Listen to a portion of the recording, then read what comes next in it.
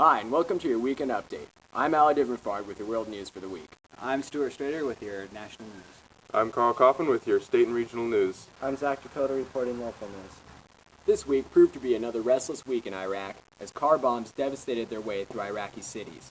The most destructive of the bombs, as you may recall, occurred on the 1st in the city of Najaf, killing at least 125 people, one of which was an important Shiite cleric, Muhammad Bakir al-Hakim. A day later, an audio tape claiming to be the voice of Saddam Hussein denied responsibility for the act and encouraged all Iraqis to join the guerrilla war against the U.S. Amongst other deadly explosions, a Russian train moving college students from Kislovodsk to Minerali Vodi exploded, killing at least 4 and wounding dozens. After investigating, Russian authorities determined the explosion was caused by 2 bombs. They blame it on Chechnyan rebels. In other concerning news, after 2 days of meetings with the U.S., China, South Korea, Japan, and Russia, North Korean President Kim Pyongyang is still threatening to test the country's nukes. Although North Korea has made considerable effort to be personable and engaging, Pyongyang's troubling and aggressive language leaves little hope for their desired U.S. resolution, which, as Bush puts it, to completely, verifiably, and irreversibly dismantle its efforts to build a nuclear arsenal. One more meeting is scheduled to be held, but the time and date have yet to be determined. This Saturday, the 6th, the FBI put out an alert for 4 Middle Eastern men it believes are planning terror attacks against the U.S. The 4 men are all alleged al-Qaeda members: Zubair al-Rimi, Karim el-Najadi, Abdurraf Jadeh, and most wanted, Adnan G. el-Shukrajima. On a lighter note, the world's fastest water car emerged Thursday in London. The Aquata is capable of 100-mile-per-hour speeds on land with 30 miles per hour in the water.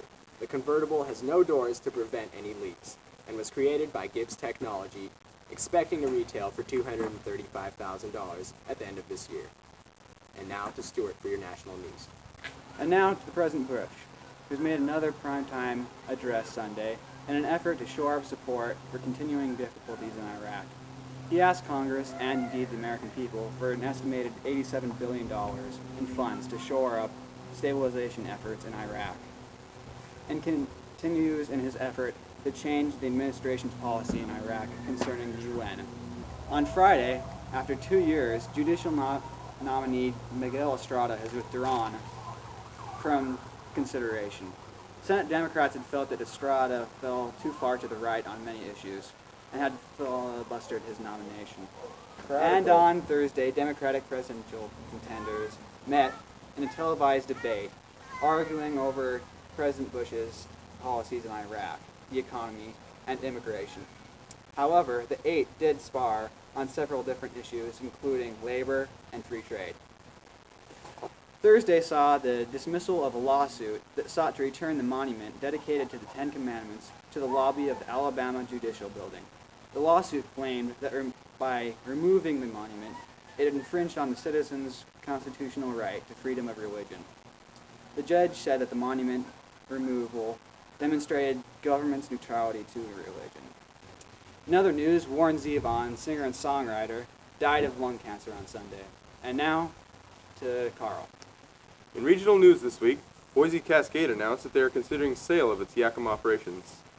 They stated that they could sell all or some of the sawmill and plywood plant. As many as 400 employees could lose their jobs. Also on Tuesday, a 10-acre fire closed down I-84 through the gorge. Several hundred firefighters were at the scene, but thankfully no one was killed or injured, and it only destroyed 2 buildings, a bed and breakfast near Cascade Locks, and a small abandoned house. The reservoirs of Washington have gotten very little rain the past few months. This summer was among the 10 driest summers on record, according to the National Weather Service. On Thursday, the Bureau of Reclamation reported that a Yakima summer hasn't been this dry since 1912. Washington State Governor candidate Christine Gregoire underwent a mastectomy on Thursday after a lesion was discovered on her left breast at a recent mammogram. Currently, there is no sign that the cancer has spread, and Gregoire plans to continue her campaign as planned. Recently, several companies have proposed wind farm projects for central Washington. Estimated to output more than 800 megawatts of power, which, to put in perspective, would provide power for more than 100,000 homes. This would add to the already established wind farm just west of Walla Walla, which is the largest in the world, outputting 300 megawatts of power. And now to Zach for the local news. This week, Governor Gary Locke visited the Yakima Valley for 2 dedications. The first, in addition to Yakima Valley Community College, will provide a 4-year college opportunity for students in the valley. Both Central Washington University and Washington State University will offer courses at this new center. The Decio Higher Education Center, named after Senator Alex Decio, is expected to enroll 3,000 students annually. Locke will also be dedicating the Buena Neva Agriculture Migrant Housing in Buena. This facility will provide housing for many in the valley. Also this week, Larry Matson resigned from his District 3 seat in the Yakima City Council. This created a second vacancy in the 4-seat council after Lynn Buchanan's resignation of her District 4 seat. In related news, candidates for the District 1 seat on the City Council held a discussion open to the public Wednesday night at the West Valley Junior High. Challenging current member John Pusinelli are Ron Anderson, Neil McClure, and Joe Willis. The Yakima Police Department welcomed its newest member and chief, Sam Granado, on Tuesday. In his new post, Granado will have 170 people and a $15 million budget, a step up from his previous job as police chief in Kingsville, Texas. The 7th annual One World, One Valley Festival was held this Saturday at the Central Washington State Fairgrounds. A diversity of ethnicities set up booths at the festival, attracting visitors from around the valley. The event celebrates the diverse backgrounds of the Yakima Valley. That wraps up our weekly news, and now to Zach for the commentary. 6 months into our invasion of Iraq, and after our proclaimed victory, a question remains burning in the minds of Americans. Was it worth it? As of March, our troops have yet to find a single piece of hard evidence of weapons of mass destruction. There was the so-called mobile chemical labs, but what was not publicized was the DIA's announcement that these were merely hydrogen production labs used for blimps. Next, and most importantly, is the recession we're facing as an economy sinks due to our budget deficit. Bush's tax cuts have done little to help, because economists say that the economy cannot improve without addressing the deficit first. Interest rates are increasing as jobs are being lost. The last, and closest to home issue, is the fact that we're fighting a guerrilla war and losing more troops in the afterwar than the war itself. Ultimately, the decision lies with you. Was it worth it? And should we pass Bush's request for $87 billion more dollars? What do you feel about the Iraqi war? Like, how do you feel it's going? It's going okay, but I really think that, I just think it takes a lot of prayer because he needs wisdom right now, and I believe that, he's doing the right thing, but you hate to see the financial part of it, you hate to see the loss, but I think he's on the right track, so I'm for it. Okay, well, what do you say, because it's a guerrilla war, and historically that we never win a guerrilla war. Okay, but historically we're wrapping up to the end times, and you're going to what the Bible calls the Armageddon, and you're looking at Israel and the accumulation of the Confederation of the Nations, and that's going to come out of this confrontation, and it's just reading right out of the book of Revelation if you've ever read Revelation. And so what you're going to do is you're going to have, you're going to see the rise of what is called the Antichrist, and this is all biblical history, and whether you believe the Bible or not, it's going to happen. It doesn't matter if you believe yay or nay, it's still happening. And if you open the Bible, it's right there. Whether it's the mark of the beast and the computers that are being generated in Eastern Europe and the way that the Confederation of the Nations are coming together, it's all biblical prophecy, and it's coming to pass right now. And so I believe this is part of the end time confrontation also. And I believe he's on the right track. I believe we have a godly president, and I believe he's doing what is predestined, and it's actually God coming together. This is a God thing. This is not just a man thing. This is, God's intervening and moving. And I don't agree with all of the stuff, but I know that it is definitely divine intervention. And this is God, orchestrating these things. Even though we think that it's, man, it's God. So anyway, read the Bible. Thank you. Okay, thanks. How do you feel about the Iraqi war? Should we be in it or not? Yes, I believe we should be in it. Okay, and why? Why? Saddam has gotten away with a lot. And I just believe he was a potential threat to our country. Okay. Just enough to make it go to war. And what about the allegations of weapons of mass destruction that haven't been found yet? How do you feel about that? I believe they're there. It's not going to be here they are. Here we have them right here. They're a smart country. Okay. And how about the effect on the economy with our interest rates going up and jobs being lost? That's a pretty important fact, pretty important point. I think you should be paying more attention. I mean, the president's only one person, so I definitely believe he probably has a large enough staff to work on that as well. How do you feel you should Approach it? Yeah. Honestly, I don't know. I mean, I'm not running the country, so I guess definitely more jobs, more tax breaks within jobs, or as far as businesses. So there's not so much of this heavy taxation or so many rules, so that people can actually make a decent living. So they don't have to lose people. And lastly, what's your view on Bush's request for $87 billion more in Iraq? Kind of mixed emotions on that. I mean, I don't want to see us pumping more money into Iraq, but I trust the guy. I voted for him.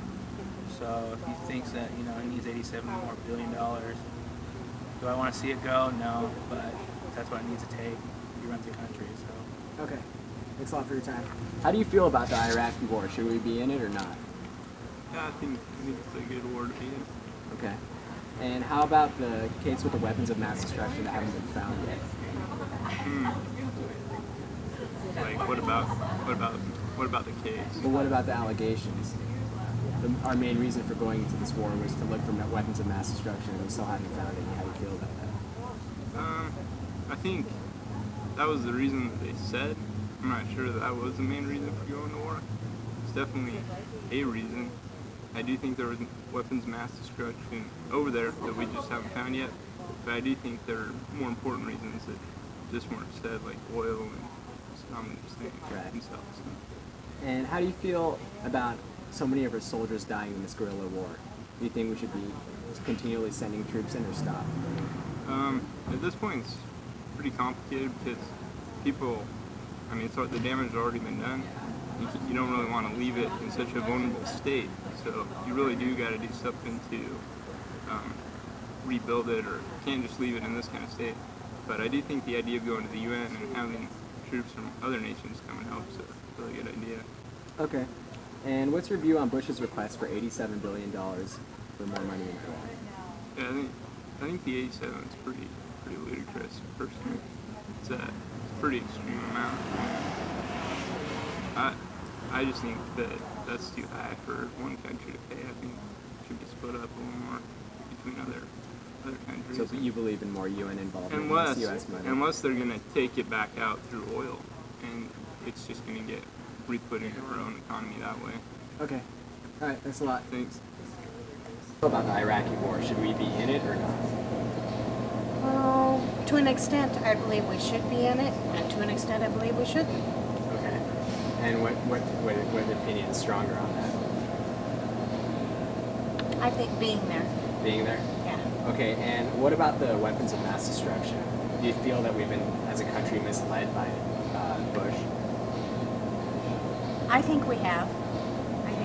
Okay. And how about the effect on the economy the war's taken? That's a real good question. I don't like it at all. It's made an effect on everything. The gas prices, work, everything. Interest rates. And what's your view on Bush's request for $87 billion more in Iraq? How do you feel about that? Why? I would have to say that I think there's enough of them over there right now. And why? Well, because there's too many people going. I mean, some are coming home, some are leaving, but I don't know how much good it's doing. And do you feel that the UN needs to play a bigger role in Iraq, or should we keep it just in the United think they should play a bigger role. Okay. All right. Thanks for your time. Thank you. Okay. How do you feel about the Iraqi war? Should we be in it or not? I would say yes. I totally am in agreement with what our president has presented for American troops to be over there. I think it's very important that we fight terrorism. I think it's going the way it should go. Okay. And how about the weapons of mass destruction that haven't been found? Okay. I think it's a little exaggerated. I don't think there's as much out there as some public want to make us believe. But I think it's something definitely that, like Bush's proposal to do it, I think it's 87 million. I'm like all for that. Okay. And how about the effect it's played on the economy with interest rates going up and jobs being lost and gas prices too? How do you feel about that? I'm sad about the gas prices. This made the gas prices go way up, over $2 I think a gallon. I think that's frustrating, but I think it's inevitable. I think that has to happen because of the time that we're in right now. I think that's just part of the deal. Okay. And lastly, do you feel the UN should have a bigger involvement in this war, or we should keep it just to ourselves? Keep to ourselves. I don't think the UN should be any more involved. And My do opinion. you have a reason for that? Just because I think if the UN is more involved, I think it has worse repercussions down the road. That's just my opinion. Okay. All right. Thanks a lot for your time. You're welcome. That wraps it up for this week's news. Thanks for watching.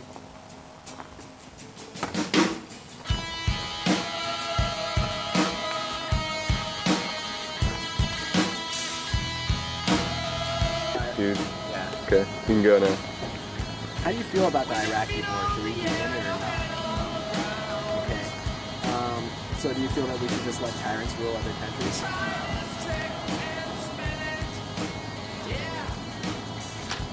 You goddamn bastard.